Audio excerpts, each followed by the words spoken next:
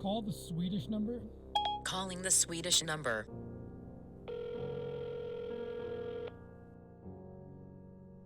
Welcome to Verizon Wireless. It's rare that I find a thing. A new favorite thing. Something that completely captures my attention. But most recently, that was the Swedish number.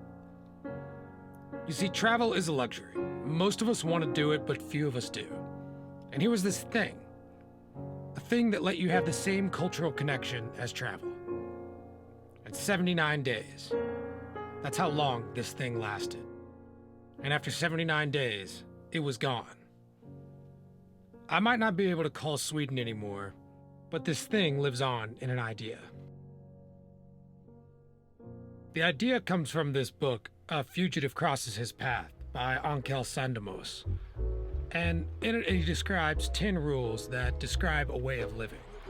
A way of life known to these people as jante. You are not to think you are as good as we are. I'll let someone a little more qualified explain it.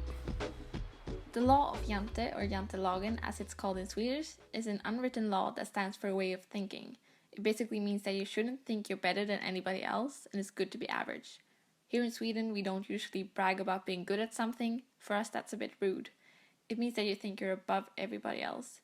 If you come to Sweden, you'll hear the word lagom. It basically means not too much and not too little. It's something in between. People can never say that they have too much of something or too little. It's always lagom, and that's jantelagen. Might sound weird to others, but in Sweden, it's just common sense.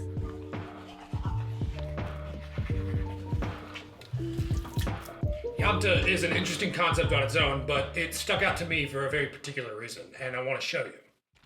Come on. Nashville is what you would consider a pretty much unwalkable city, but a short jaunt from my house is Music Row. Once famous for the recording studios that held the quote Nashville sound, it's pretty much left to the business side of country music. The law firms, the publishing houses, the record labels. Right now, business is good. And like any thriving business, they like to show off their product. In case you're unfamiliar, a juxtaposition is just a comparison of opposites. And if there's one thing Music Row isn't, it's jante.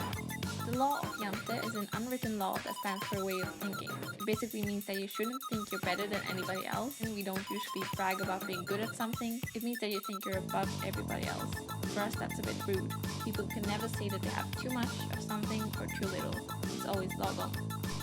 The real question is, how many number ones can there be at one time? Yeah, I record this in my closet.